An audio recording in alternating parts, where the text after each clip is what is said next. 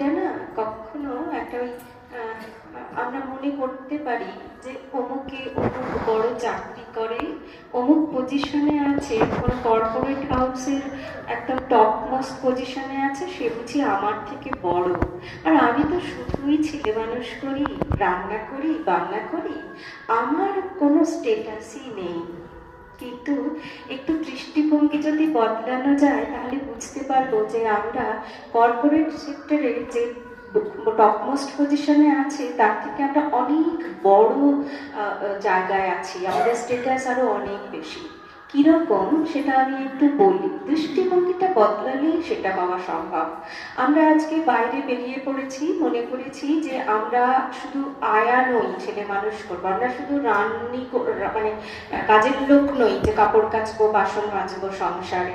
হ্যাঁ, কিন্তু যদি মনে করি যে আমি কারোর চাকর নই, আমি আয়া নই, আমি কাজের লোক নই, এই যে একটা পরিবার আমার, এটা একটা ইনস্টিটিউশন, এটা একটা অর্গানাইজেশন, এটা একটা সংকট। এখানে প্রত্যেকটি মানুষ সমাজে কিছু কন্ট্রিবিউট করবে, সমাজে কিছু অংশ নেবে। এবং ধরুন আপনার স্বামী চাকরি করে কোনো একটা সেক্টরে, তিনি তো সেই চাকরি করে কোনো মানুষকে সেবা করেন, তো তার দ্বারা তো কোনো, যিনি আইসিডিএস চাকরি করেন কি টিচার, তিনি তো অনেক ছেলে মেয়েকে পড়ান, কোনো কারখানায় চাকরি করেন, সেখানে তো কিছু তৈরি হয়, তো তিনি তো ওটার দ্বারা অনেক মানুষকে সেবা করেন। যিনি সেবা করেন তার খাবারের ব্যবস্থাটা আপনি করে দিচ্ছেন, তার সেবা আপনি করছেন। আপনার যে সন্তান, সে শুধুমাত্র আপনার পরিবারে অর্থ যোগাবে বলে আপনি মানুষ করছেন না, এই সমাজে সে একজন কৃতিত্বের অধিকারী, একজন মনীষী তৈরি হবে। কাদের মতো?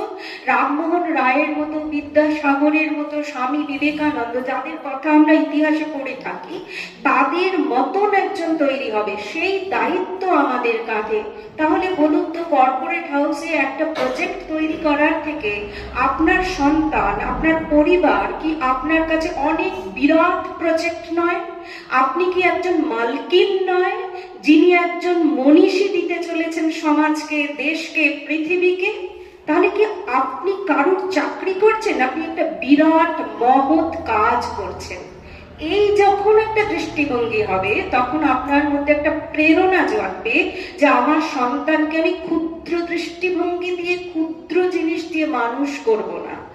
আমার আরো যদি আমরা বড় করে চিন্তা করি যে আমরা প্রত্যেকে যে ধর্মেরই মানুষ হই না কেন, আমি যদি মুসলমান, বৌদ্ধ, খ্রিস্টান, হিন্দু যাই হই না কেন, আমরা তো কোনো আল্লাহ, ঈশ্বর, ভগবান, জেসাস কাউকে না কাউকে তো মানি। তো সেইখানে যদি মনে করি এই যে আমার সন্তান, আমি সন্তানের কথাই বলছি, পরিবারের আর কারোর কথা না, এই সন্তান আমাকে কে দিয়েছে? আমার প্রভু, তাই তো? আমার ঈশ্বর, আমার ভগবান, আমার আল্লাহ আমাকে দিয়েছে। আর তার মধ্যে যদি আমি সেই যিশু, আল্লাহ এবং ঈশ্বরকে দেখি এবং সেইটা দেখেছি আমি ঈশ্বরের মাধ্যম হিসাবে কাজ করছি, তাকে সেবা করছি, তাহলে আমি কার কাজ করছি? আমি আয়া নয়, আমি কিন্তু একজন মহিষী নারী, একজন যার নাম হচ্ছে মা। সেই মা একজন বিরাট কাজ করছেন, তিনি ঈশ্বরের সেবা করে একজন সন্তানকে বড় করছেন, যিনি এই পৃথিবীকে একটা সময় অনেক কিছু দান করবে, অংশ নেবে পৃথিবী গড়ে তোলবার। এই যখন হয়, তখন আপনারা কি কখনো ভগবানকে, যে গোপাল ঠাকুর ঘরে রাখেন, তাকে কখনো কাটা ফল, পচা ফল দিয়ে দেন? দেন না। মনে করেন যে আমার যেটা শ্রেষ্ঠ সেটা দেব, গাছের ফল হয়েছে আগে সেটা দেব। তো সেই রকমই সন্তানকে কখনো খারাপ জিনিস দেবেন না। এক্ষুনি মনে মনে আপনারা বলছেন, আমার সন্তানকে আমরা কখনো খারাপ জিনিস দিই না, নিজেরা খারাপ খাই, কিন্তু আমার সন্তানকে কখনো খারাপ দিই না।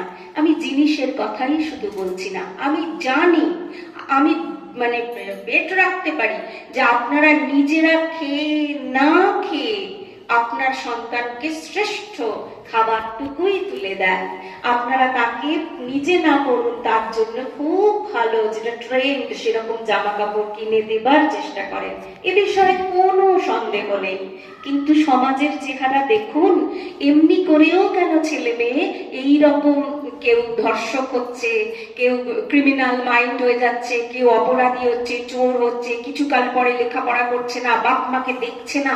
সমাজে সর্বত্র তো এরকমই চেহারা। আমরা কি চাই আজকের ছোট ছোট শিশু, আমাদের সন্তানেরা, তারা বড় হয়ে এইরকমই হবে?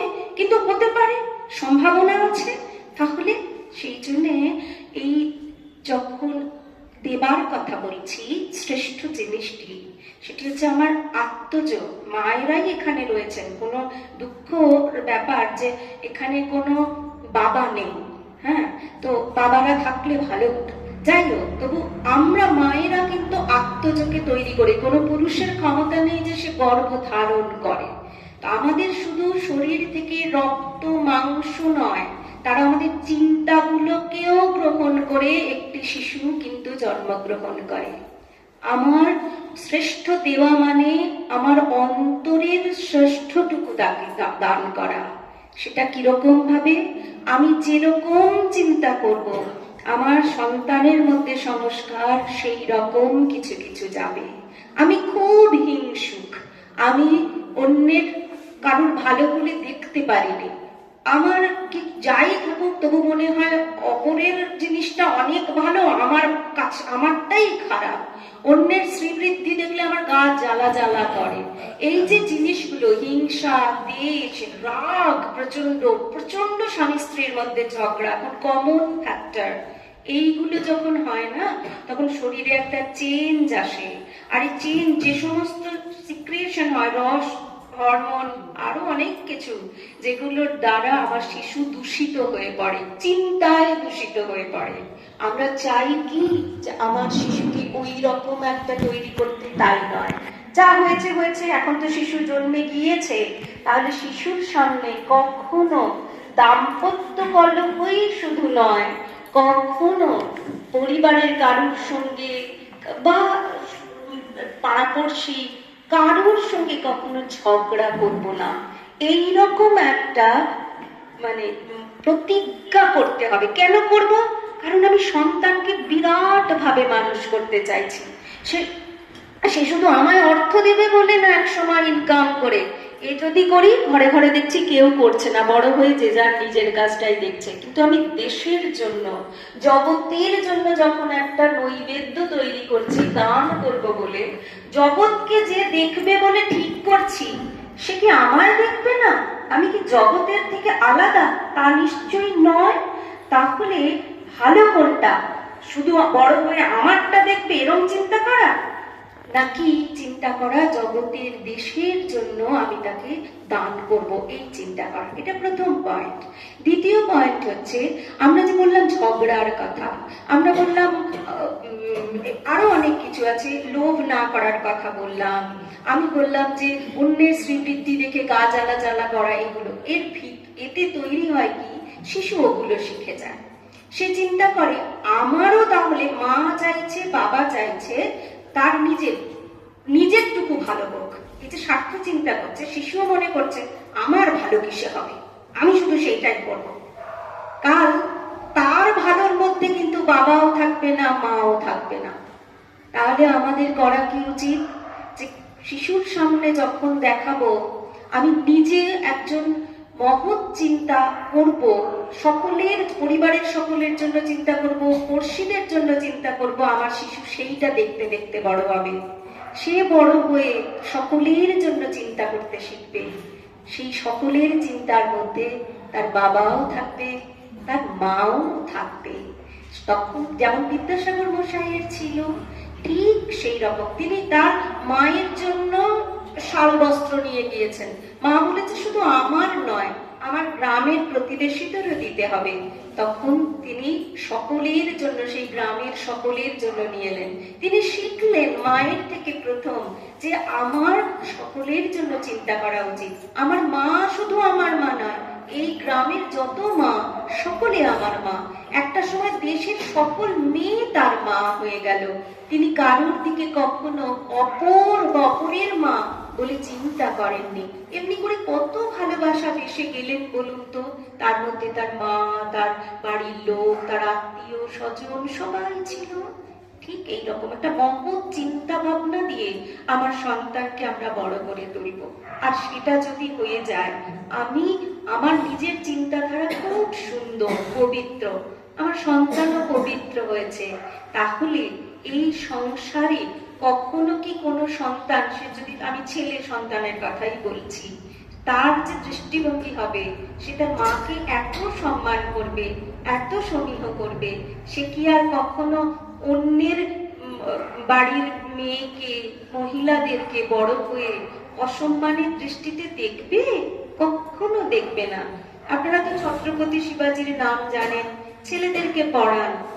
বাবা যেমনই হোক, মা জিজাবাই তিনি ছোটবেলায় শিবাজিকে বলেছিলেন যে তুমি সকল মেয়েকে মায়ের রূপ ভাবে দেখবে, তুমি সকল মেয়ের মধ্যে তুমি জগৎ জননীকে দেখবে, ভগবানকে দেখবে। শিবাজি তো রাজা ছিলেন এবং প্রথম দিকে শুধু দস্যুই ছিলেন। একটা গ্রাম, একটা রাজ্য লুণ্ঠন করতেন। গ্রাম, রাজ্য, দেশ লুণ্ঠন করলে না, ওই মেয়েদের উপরে অত্যাচার আর লুণ্ঠন করাটা একটা স্বাভাবিক প্রক্রিয়া।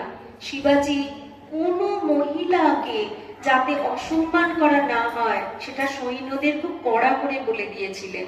এবং অবাক করা ব্যাপার, যখন মুঘল সাম্রাজ্যের সুলতানি যুগের যারা সাম্রাজ্য, সুলতানি সাম্রাজ্য, মুঘল সাম্রাজ্য, তিনি যখন আক্রমণ করতে যাচ্ছেন এবং জিতছেন, সেখানকার মহিলারা যখন তারা পরায়ত্ত হচ্ছে, তাদের বলছেন, তাদের প্রণাম করে বলছেন, মা তোমরা দেবী ভগবতীর জাত, তোমরা কখনো ভেবো না যে তোমাদের সঙ্গে এতটুকু অসম্মান হবে, আমি তোমাদেরকে সম্মানের সঙ্গে ফেরত পাঠাবো।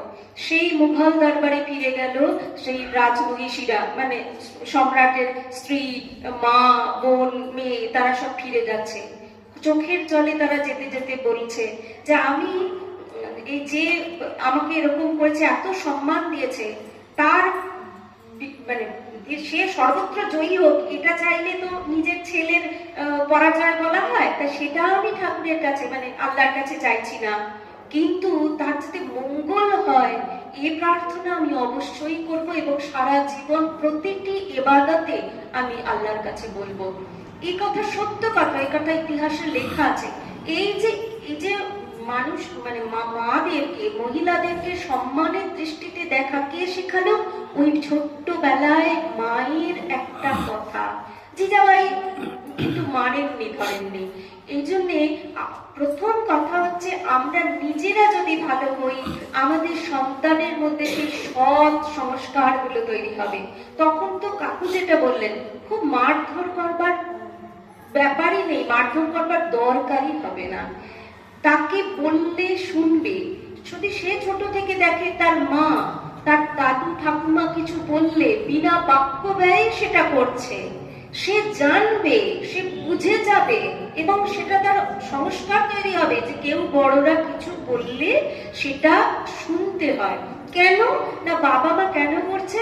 যে তার বাবা মা অর্থাৎ দাদু ঠাকুমা যা বলেন আমার বাবা মার জন্য ভালো, সেটা আমার মা বাবা বিশ্বাস করে, তাই আমার বাবা মা পালন করে যা দাদু ঠাকুমা বলে। সঙ্গে সঙ্গে শিশু বুঝবে আমার মা বাবা যা বলবে বা গুরুজনেরা যা বলবে সেটা হচ্ছে আমার ভালোর জন্য, আমার সেখানে সন্দেহ করার কোনো কারণ নেই এবং আমি সেটা পালন করব।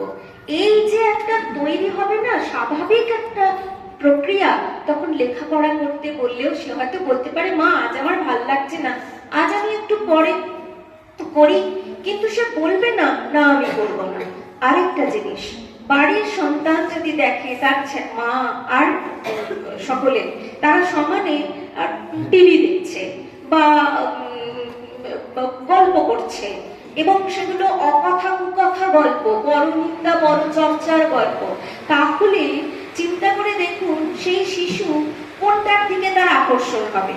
সে টিভি দেখবে না সে বই পড়তে শুরু করবে? নিশ্চয়ই না। কিন্তু আমি জানি, আমি দেখেছি, আপনারা পরীক্ষা করে দেখবেন, আপনি খবরের কাগজ পড়ুন, আপনি গল্পের বই পড়ুন, কিন্তু আপনারা যদি শিশুর কাছে বসে শিশুর সামনে বই পড়তে থাকেন, খবরের কাগজ পড়েন, টিভি বাদ দিয়ে, দেখবেন আপনার শিশু মনে করবে ওই মা যেটা করছে, বাবা যেটা করছে, এইটাই হচ্ছে খুব ভালো, এটা নিশ্চয়ই মজার জিনিস। শিশুকে যখন দুধ ভাত খাওয়ানো হয় সেটা তো অনেক উপাদেয় বস্তু, কিন্তু আপনারা চাট মশলা খান, শিশু ভাববে ওই ওই ওই চাট, ওই ফুচকাটাই বেশি ভালো, ওইটাই আমার খাবার। মা বাবা যেটা করে, বাড়ির বড়রা যেটা করে, শিশু মনে করে যে সেইটাই ভালো, ওটা খেতে হবে, লাফিয়ে ওইটা খাবে। কিন্তু আমরা জানি দুধ ভাতই ভালো, সব থেকে ভালো উপকারী জিনিস, কিন্তু সে সেটা খাবে না। ঠিক সেই রকম আপনি যদি বই পড়তে থাকেন বেশি সময় ধরে, আপনার নিজেরও তো অনেক জ্ঞান বৃদ্ধি হবে, যেটা আপনি আপনার সন্তানকে দিতে পারবেন, শেখাতে পারবেন।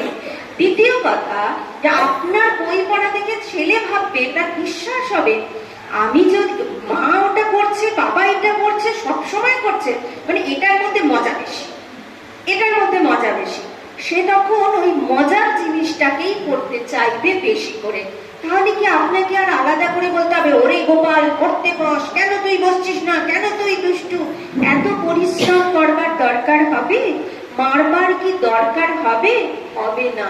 সেই জন্যে শুধুমাত্র মারবেন না, বললে কখনো মারা হবে না, সঙ্গে সঙ্গে আপনারা বলবেন মারবো না তো করবো কি, সে শোনে না কথা। শোনাবার জন্য কিন্তু ওই নিজেদের পরিবর্তন দরকার। নিজেরা যদি পরিবর্তিত হয়ে যায়, সন্তান আপনা থেকেই পরিবর্তিত হয়ে যাবে। আপনি বড় নিন্দা পরচর্চা করেন, তার সামনে করেন, আপনি মিথ্যে হয়তো বলেন, বলেই ফেলেন, কি করবো, বলতে হয় সংসারে, তার সামনে বলেন। ছোট শিশুর সেন্স কিন্তু অনেক বেশি, যখন সে লেখাপড়া করতে জানে না। তারপরে ধরুন অমনোযোগিতা, আপনি যদি কখনো ছেলের সামনেই আপনি নিজেই কোনো কথা শোনেন না, আপনি কেউ কথা বলে যাচ্ছে, আপনি গল্প করে যাচ্ছেন, আপনি যা ইচ্ছা তাই করছেন, আপনার শিশু কিন্তু শিখবে যে যা বলুক আমার শুনবার দরকার নেই, সে ফোনটা নিয়ে ঘাঁটতে শুরু করবে। আপনার যেটা চরিত্র, আপনার শিশুর চরিত্র কিন্তু তাই হবে। আপনি গুড লিসনার হন, আপনি খুব ভালো করে মন দিয়ে মনোযোগ দিয়ে কোনো কিছু শুনুন, আপনার সন্তান আপনার দেখা দেখি ওইটা মনোযোগ দিয়ে শুনতে থাকবে। কখনো কিন্তু আপনার সন্তান উসখুস করবে না, উসখুসানি আপনার, সেই জন্য আপনার সন্তান উসখুস করছে। এবার আপনি মারধর দিলেন, দোষটা কার হলো? দোষটা কার হলো? স্বামীজির একটি কথা বলি, আমি বলে শেষ করছি, আধ ঘন্টা হয়ে গেছে। ও আচ্ছা, তাহলে আরেকটু বলাই যেতে পারে। স্বামীজি একটি কথা বলছেন, যে মায়েদেরকেই বলেছেন, যেহেতু মেয়েরা আছে তাই বাবাদের কথা বলছি না, এখানে মায়েদের কথাই বলছেন, যে মায়েরা কিরকম হবে স্বামীজি দেখতে চাইবেন। মায়েরা এখানে মনে করছে আমরা কি করব, কি আমাদের তো শক্তি অত্যন্ত কম, আমাদের কোনো ক্ষমতা নেই, তাই না, আমরা তো খুব দুর্বল। মায়েরা মাথা নাড়ছে, তারপর আমরা সত্যি বিশ্বাসই করি যে আমরা একটু দুর্বল, আমাদের ক্ষমতা। কিন্তু জানেন তো, যিনি স্বামী বিবেকানন্দ, যিনি সারা পৃথিবীকে জাগিয়ে দিয়েছেন, তিনি আমাদের সম্পর্কে কি চিন্তা করেন আমি একটু বলি। একটা জায়গায় তিনি বলছেন যে আমাকে 500টা ছেলে দিয়ে দাও, ভালো করে শুনুন, আমাকে 500টা পুরুষ দিয়ে দাও, আমি ভারতবর্ষ স্বাধীন করে দেব 50 বছর, রাইট? অর্থাৎ খুব কম সময় তিনি স্বাধীন করে দেবেন। এবার বলছেন কিন্তু আমাকে 500টা নারী দিয়ে দাও। বলুন তো স্বামীজি কি বলতে পারেন, কত দিনে ভারতবর্ষ স্বাধীন হতে পারে? 100 বছর, 25 বছর, 5 বছর? আর কেউ কিছু বলবেন? আনথিঙ্কেবল, অচিন্তনীয় বলেছেন। তিনি বলেছেন মাত্র কয়েক সপ্তাহে আমি ভারতবর্ষ স্বাধীন করে দেব। স্বামীজির এই কথা কিন্তু এমনি আমাকে আপনাকে একটা অয়েলিং করবার জন্য বেশি বেশি বাড়াবাড়ি কথা না, তিনি যা বলেছেন তাই সত্য হয়ে প্রমাণিত হয়েছে, পাওয়ারফুল কথা তার, সেজন্য বাণী সেগুলো। অর্থাৎ স্বামীজি যেটা বলতে চাইছি, আমাদের নারীত্বের শক্তিতে তিনি কতখানি আস্থা রাখেন, তিনি কতটা বিশ্বাস করেন, এবং সত্য বিশ্বাস করেন, মানে তার এমনি এমনি বিশ্বাস না, সত্য এটা যে নারীদের শক্তি পুরুষদের তুলনায় অনেক অনেক গুণ বেশি। আমরা নিজেদেরকে দুর্বল মনে করি, আমরা নিজেদেরকে আস্থা রাখতে পারি না নিজেদের উপরে, সেই জন্য আমরা নিজেদেরকে দুর্বল প্রমাণিত করেছি। আমরা কেন ছোট চিন্তার অধিকারী? আমরা কেন শুধু পরনিন্দা পরচর্চা নিয়ে থাকবো? আমরা কেন বৃহৎ চিন্তা করব না?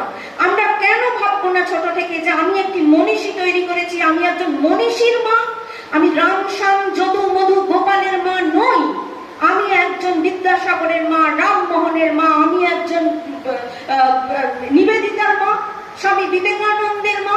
কেন আপনারা ভাবছেন না? কেন আমরা ভাবছি না?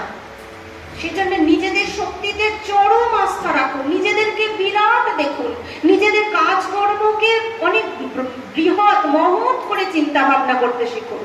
আর একটা কথা বলি, স্বামীজি বলছেন যে কেন বিয়ে করেছো? প্রশ্ন করছেন আমাদের, কেন বিয়ে করেছেন আপনারা? বিয়ে করেছি, করতে হয়, প্রাকৃতিক নিয়ম, তাই জন্য বিয়ে করেছি। হ্যাঁ, কাকে বিয়ে করেছো? বাবা মা যাকে দিয়েছে। কিন্তু এরকম হতে পারে আজকালকার 3 বছর, কেন কাকে বিয়ে করবে? আমার যাকে ইচ্ছা আমি তাকে বিয়ে করবো। কেন ওকে বিয়ে করবে? কেন আমার ইচ্ছা। না, ওটা ঠিক হয়তো না, তুমি বলবার কি? আমরা সকলকে বলছি, তুমি ছেলেরা বাবা মাকেও বলে দিচ্ছে তুমি তোমার বলবার কি, আমার পছন্দ আমি করবো। স্বামীজি স্পষ্ট উত্তর দিচ্ছেন, আজ থেকে অনেক কয়েক শত বছর আগে স্বামীজি বলছেন, 150 বছর অতিক্রান্ত। স্বামীজি বলছেন বনে চলে যাও, জঙ্গলে চলে যাও, জঙ্গলে গিয়ে তুমি যাকে খুশি বিয়ে করো, যেমন খুশি কাটাও, কোনো ব্যাপার না।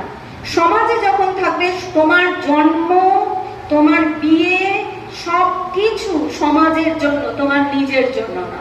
কিরকম? কেন কথাটা একটু এক্সপ্লেইন করি।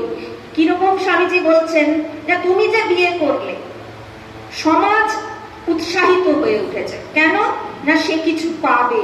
কি পাবে? সমাজ একটা ফল, একটা এই যে ইতিবাচক, প্রত্যেকটি বিয়ের একটা দেশ না, সমাজ, দেশ, জগৎ অত্যন্ত উৎসাহিত। ভারতবর্ষের কোণে, আফ্রিকার কোণে, যেখানেই একজন নারী আর পুরুষের বিয়ে হলো, পৃথিবী উৎসাহিত দৃষ্টিতে তাকিয়ে থাকে, আমি এখান থেকে একটা মহৎ কিছু পেতে চলেছি। অর্থাৎ যে সন্তান তৈরি হবে, সেই সন্তান হয়তো জগতের উপকার তৈরি হবে।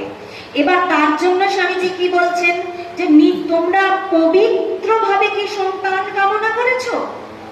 পবিত্রতার সঙ্গে সন্তান কামনা করেছো, না কেবল নিজের আনন্দ হলো তাই জন্য একটা সন্তান উৎপাদন হয়ে গেল? স্বামীজি সেটা বলছেন না, বলছেন পবিত্রভাবে। পবিত্রভাবে কি? আমি তো স্নান করি রোজ না, ওই যে প্রথমে শুরু করেছিলাম যে মনে প্রাণে চিন্তায় যে সুচিতা, ওই সুচিতা তোমার মধ্যে কি আছে? তবে যে সন্তান জন্ম নেবে সে জগতের উপকার করবে। তা না হলে কি হবে?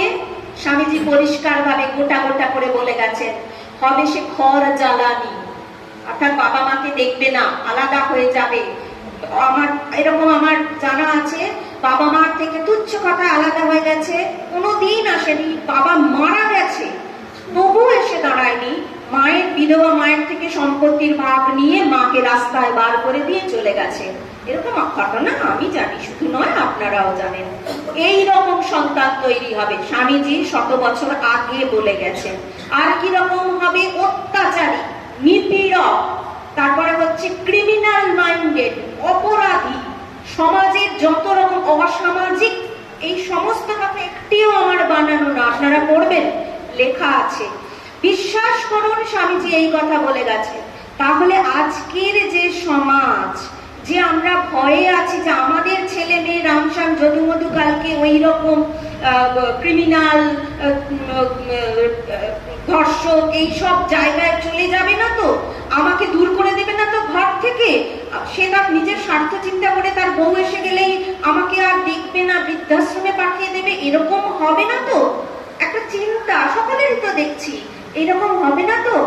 তা যদি না পেতে হয় তাহলে ওই একমাত্র উদ্দেশ্য আন্দোলন, আন্দোলন, নিপাত যাক, আরো অনেক অন্য কেউ আসুক, অথবা একে সরিয়ে দাও, তাকে আনো, ফাঁসি দাও, এইসব কিচ্ছু হবে না। এক রাজা যাবে, আর এক রাজা আসবে, একজনের ফাঁসি হবে, শত শত তৈরি হবে, কোনোভাবে সমাজ বদলাবে না। শুধু বদলাবে কিভাবে? ওই স্বামীজির প্রসেস, স্বামীজির ফর্মুলা কাজে লাগাতে হবে। স্বামীজির ফর্মুলা হচ্ছে নিজেদেরকে পবিত্র করতে হবে।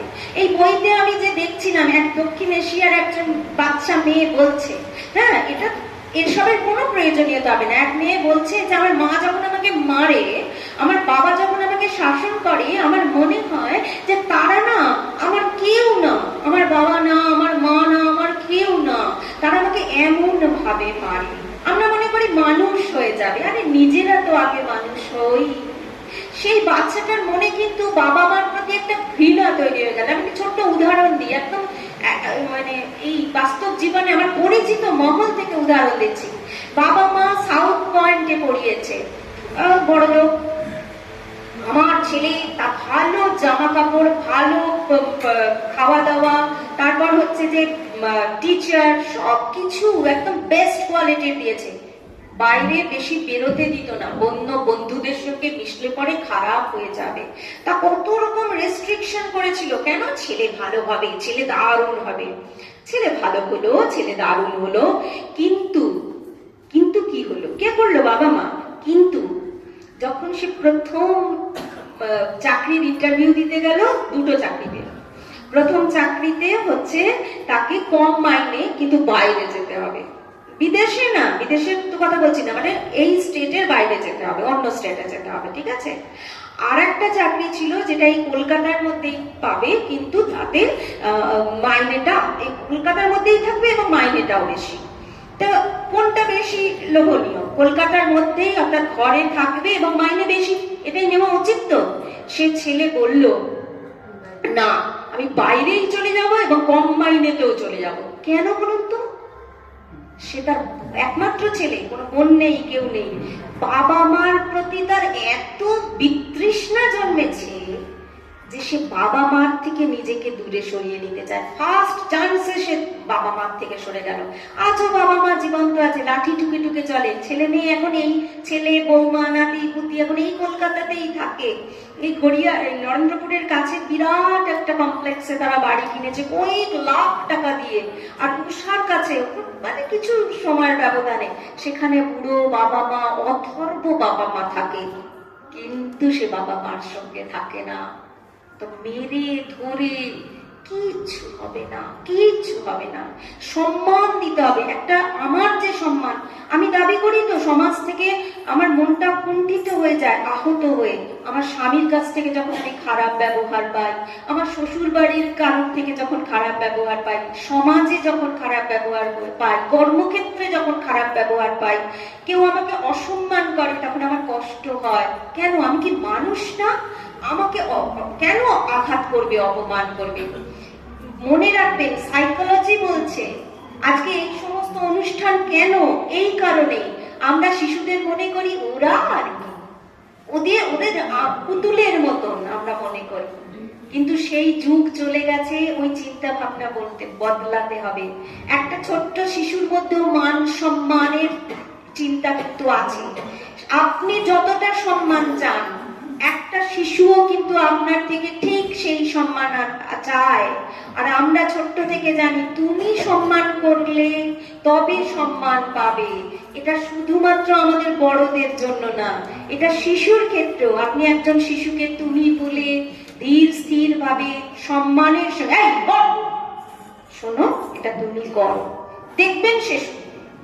আর সবসময় যদি খেকিয়ে খেকিয়ে কথা বলতে থাকেন, প্রথম চোখ রাঙানিতে ভয় পাবে, দ্বিতীয় চোখ রাঙানিতে ভয় পাবে, তৃতীয় চতুর্থবারের বেলা বিদ্রোহী হবে, পঞ্চম ষষ্ঠ শেষের দিকে সব তোয়াক্কাই করে না। আপনি গজগজ গজগজ করতে থাকবেন, আর সে অন্য দিক দিয়ে সাইকেল নিয়ে বেরিয়ে চলে যাবে বন্ধুদের সঙ্গে গল্প করতে। এই রকমই ঘটনা। তাই সম্মান করবেন, আপনি সম্মান করে ছোট্ট শিশু থেকে, এখন বিগড়ে গেছে চলে তাকে বললে আর হবে না, কিন্তু ছোট্ট থেকে যদি এইভাবে আপনি তাকে সম্মান করেন, সে ফিরে আপনাকে সম্মান করবে। বলা হয় যে নিজের সম্মান নিজের কাছে। আপনি যদি একজন সমীহ করার মতো চারিত্রিক বৈশিষ্ট্য সম্পন্ন পবিত্র মা হয়ে ওঠেন, আপনার সন্তান আপনার দিকে তাকিয়ে কখনো ছোটভাবে কথা বলবে না, সমীহ করে কথা বলবে, সমীহ ভরে আপনার সব আদেশ পালন করবে। কোনো কিছু না শুনতে চাইলে তাকে বলবেন, এসো, তুমি বড় হয়েছো, আমার সঙ্গে বসো, আলোচনা করি। তুমি তোমার যুক্তি বলো, আমি আমার যুক্তি বলি। দেখি আমরা বিচার করে কে ভালো, কে ঠিক বলছে। যদি দেখেন তার পয়েন্টে, তার কথায় পয়েন্ট আছে, যুক্তি আছে, তাহলে কিছুটা আপনি লিবারেল হলেন। বেশিরভাগ ক্ষেত্রেই মারা বাবারা বেশি ভালো বুঝবে। শিশু তখন বুঝবে আমাকে সমান করে চাপিয়ে দেওয়া হচ্ছে না। আমার নিজের উপরে কি চাপিয়ে দিলে আমার ভাল লাগবে? শিশু বুঝবে আমার উপরে চাপিয়ে দিচ্ছে না, আমার সঙ্গে আলোচনা করে আমার মত নিয়ে ঠিক করছে। তাহলে মাও যখন আমার যুক্তি অনুযায়ী বলে যে হ্যাঁ ঠিক আছে তুমি তাহলে এইটা করো, তাহলে মায়ের যুক্তি যখন ঠিকই মনে হচ্ছে, তাহলে তো আমাকে মায়ের কথা মানতে হয়, বাবার কথা মানতে হয়, তখন শিশু মানবে। এবং এইভাবে শিশু ক্রমশ লজিক্যাল হবে, একটা যৌক্তিক পদ্ধতি তার মাথার মধ্যে চলবে। সে কখনো ইললজিক হবে না, সে কখনো আপনাকে অপমান করবে না। তাহলে দেখুন যে এই শিশু যখন বড় হতে থাকবে, সে স্বেচ্ছাচারিতা কি আর শিখবে? তার কোনো অসুবিধা, সে বলবে মা দেখো আমার জীবনে না এই সমস্যা হয়েছে, বলো তো কি করলে কি হয়। আপনাদের বাড়িতেও যখন কোনো সমস্যা তৈরি হবে, আপনি বলবেন যে আমাদের বাড়িতে বড়দের মধ্যে সমস্যা হয়েছে, তাই আমি রেগে গিয়ে গালাগালি দিয়ে ফেলেছি বা কাউকে অপমান করে ফেলেছি, কিন্তু আপনি বলছেন যে কোন রকম এরকম রিয়াকশন শিশুর সামনে করা উচিত না। আপনি যদি রাগটাকে কন্ট্রোল করতে পারেন, খারাপ কথা কাউকে না বলে, অপমান না করে, শিশু বাড়িতে আপনার শিশুর সঙ্গে, আপনি হয়তো আপনার স্বামীর সঙ্গে আলোচনা করছেন, বাড়ির কারোর সঙ্গে আলোচনা করছেন, শিশুকেও সামনে রাখুন যে এই এই এই এই হচ্ছে, যতটা শিশুর মতো করে বলা যায়। আচ্ছা তোমার মত বলো, তোমার মত বলো, শিশুরও মতামত নিন। শিশু বুঝবে যে শিশু না দায়িত্ব বোধ করবে পরিবারের প্রতি। প্রথম তো পরিবারই তো তার একটা সমাজ, পরিবারই তো একটা দেশ। মাই প্রাইম মিনিস্টার, বাবাই সেখানে রাষ্ট্রপতি, তাই না? তো সেখানে সে বুঝবে একটা দায়িত্ববোধ। ঠিক বাড়িতে একটা ক্রাইসিস এসছে, এই ক্রাইসিসে কি করা উচিত? ধরুন আপনাদের ফিনান্সিয়াল ড্রপ হয়েছে, কোন রকম সমস্যা হয়েছে, সকলের মতামত, শিশুর মতামত নেই। শিশু হয়তো বলবে, তখন দেখবেন এরকম বলবে, এরকম পদ্ধতি আমরা করে দেখেছি শিশুদের মধ্যে। শিশু বলছে ঠিক আছে মা, আমি নিজে নিজে করে নেব, হ্যাঁ আমার তাহলে টিচারের দরকার নেই। বা শিশু বলছে আমি না হেঁটে হেঁটে যাবো, অনেক দূরে স্কুল, কিন্তু সে বোঝে না আমি হেঁটে হেঁটে স্কুলে যাবো মা, আমার গাড়িটা বন্ধ করে দাও। মানে এই যে শিশু চিন্তা করতে শিখলো তার পরিবারের জন্য, তার মায়ের জন্য, তার বাবার জন্য, তার ফিলিংস যাচ্ছে, এটাই তো ভবিষ্যতে সে মা বাবার কষ্ট বুঝে তাদের দায়িত্ব পালন করবে। তাহলে ছোট থেকে সেটা কেন করবো না? করতে হবে। আরেকটা জিনিস কি, যে যতটা পারে নিজেকে কন্ট্রোল করা। একটা কিছু বললো সঙ্গে সঙ্গে তাকে আমি কঠিন কঠিন কথা বলে দিচ্ছি, কেন ও আমাকে আঘাত করেছে বলবো না? না, বলবেন না, কন্ট্রোল করুন, সুস্থভাবেও তার সঙ্গে করুন। শিশু দেখুক যে আপনি, আপনার যেটা কষ্ট হয়েছে, আপনাকে অপমান করেছে, আপনার সঙ্গে খারাপ আচরণ হয়েছে, যা হয়েছে, কিন্তু আপনি খুব খুব ঝগড়ুটের মতন চিৎকার করছেন না, ফাটাফাটি করছেন না, আপনি হাত পা নেড়ে একেবারে পাগলের মতন কিছু করছেন না, আপনি অত্যন্ত কন্ট্রোলড বিহেভিয়ার করছেন।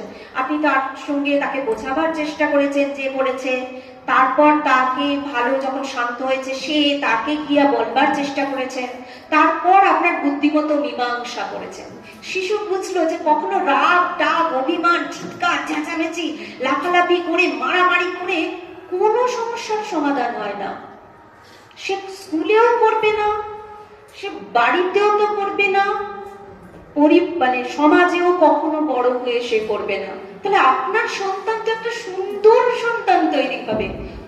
শিশুর আমার ছাড়া আমাদের কাছে আর কি এখন আছে? তো শিশুর মুখ চেয়ে, তাদের ভবিষ্যৎ চেয়ে আমরা কি আমাদের নিজেদের একটু বদলাবো না? আমরা বদলালে কি শিশু অনেক সুন্দর হবে না? হবে তো। তাহলে আজ আমরা যখন এখান থেকে যাব, আমরা তখন নিজেকে একটু একটু বদল করবার মানসিকতা নিয়ে যাব। কার মুখ চেয়ে? আমাদের প্রাণ প্রিয় শিশুদের মুখ চেয়ে। তারা যাতে খুব সুন্দর হয়। আর একজন শিশু যদি সুন্দর হয়, সমাজের একজন খুব সুন্দর মানুষ হয়ে ওঠে। সে যদি গ্যারেজও তৈরি করে, সে হয়তো খুব ভালো লেখাপড়া শিখলো না, না শিখুক, সে যদি একটা গাড়ি সারানো শেখে, গ্যারেজও তৈরি করে, সে একজন সৎ গাড়ি মেকানিক, ঠিক আছে, একজন সৎ সুন্দর গাড়ি সারাইকারী, সে এমন মানুষ তাকে এত বিশ্বাস করবে, ভরসা করবে, যে একটা সময় আসবে সেই গ্যারেজে সে 5 জনকে চাকরি দেবে। তাহলে চাকরির পিছনে কি দৌড়াতে হবে, নাকি এই নালিশ চলবে, সরকার তো চাকরি দিল না, সরকার তো চাকরি দিল না, নিজেরা চাকরি দেবে?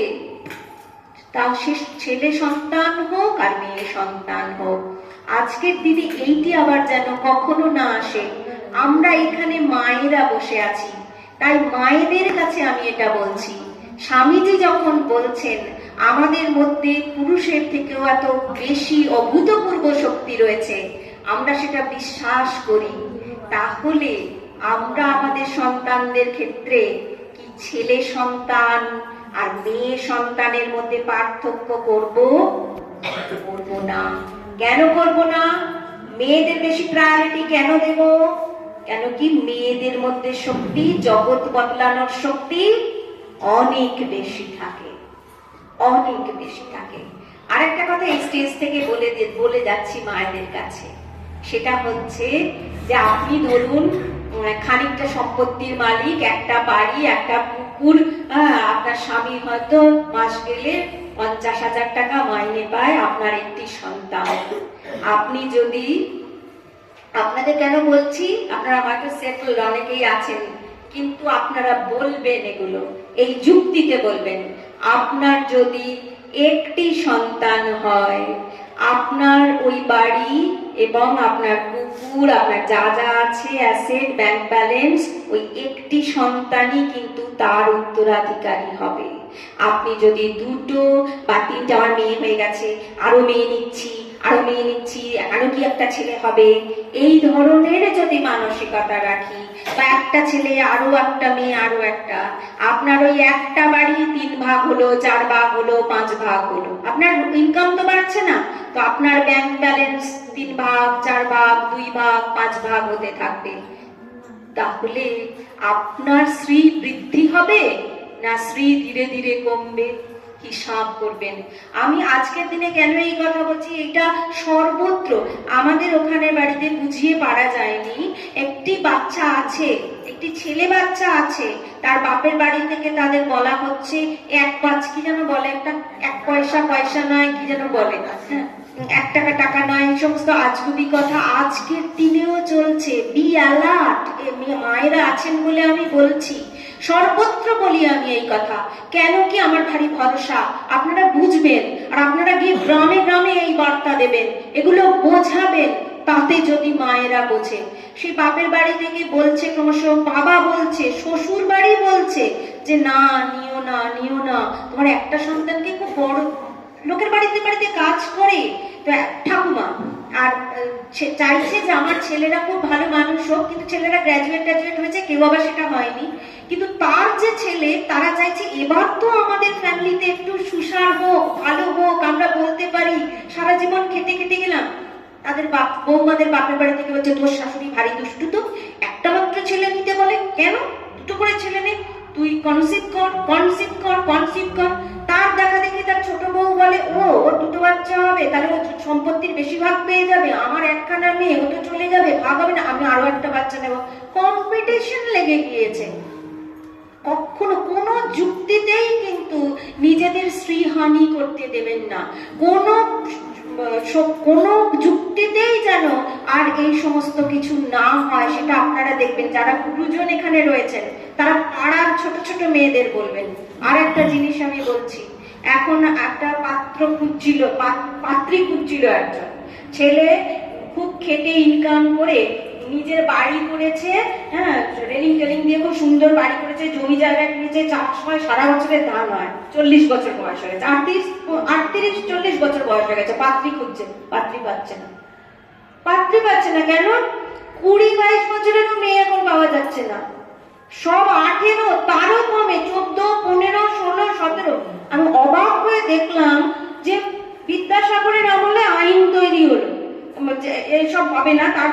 18 বছর করে দিয়েছি। আর এখন এই আধুনিক যুগে এখন কিনা বলছে আমরা কি করব, মেয়েরা স্বেচ্ছায় করছে। স্বেচ্ছায় করুন, যাই করুন, একেবারে এরকম 18 বছরের আগে বিয়ে দেবেন না। লেখাপড়া করে আর্থিক সংগতি যতদিন না হয় ততদিন বিয়ে দেবেন না। বাড়িতে যে একটি টিভি নামক পদার্থ আছে ওটা জলাঞ্জলি দিয়ে দিন। সিনেমা টিনেমা নিজেরা দেখবেন না, সন্তানদের দেখতে দেবেন না। ওই টিভি সিনেমা এইসব দেখে একটাই কিছু শিখে গেছে ছেলেরা মেয়েরা, ওই গাছের ডাল ধরে ঝোলাটাই হচ্ছে জীবনের লক্ষ্য, গান করা আর প্রেম করা আর বিয়ে করা, এটাই হচ্ছে জীবনের লক্ষ্য। ওটা জীবন নয়। ওর পরে যেটা হয়ে যায়, বিশেষত মেয়েদের যন্ত্রণা তৈরি হয়, জীবন যন্ত্রণায় পরিণত হয়ে যায়। দেখলে তখন কষ্ট লাগে, কিছু করার থাকে না। তাই জন্য আপনারা মায়েরা, আপনারা অনেক দূর এই সংবাদ নিয়ে যেতে পারবেন। আপনাদের কাছে বলছি, আপনারা বাড়িতে বাড়িতে গিয়ে গ্রামের মেয়েদেরকে আপনারা শাসন করে রাখুন। টিভি সিনেমা এইসব জীবন যে নয় তাদেরকে কথায় কথায় বুঝিয়ে দিন। আর ছেলেদেরকেও মানুষ করুন যাতে তারাও খুব সম্মানের সঙ্গে মেয়েদের দেখে, তাহলে সমাজে না আর এইরকম ঘটনা ঘটবে না, একটা সুন্দর সুস্থ সমাজ তৈরি হবে। আর আমাদের লোকে বলবে দেখো অমুকের মা যাচ্ছে, ওর ছেলেটা না ভীষণ সুন্দর। এই স্বপ্ন নিয়ে নিজেদেরকে চেঞ্জ করিয়ে আসুন। এই স্বপ্ন নিয়ে এই স্বপ্ন যে একটা সুন্দর সমাজ গড়ে তুলব, আমাদের ছেলেরা সেই সমাজের ভিত্তি হবে। অনেক শুভেচ্ছা রইল, অনেক ভালোবাসা রইল, সকলের মঙ্গল প্রার্থনা রইল ঠাকুরের কাছে। জয় ঠাকুর, জয় মা।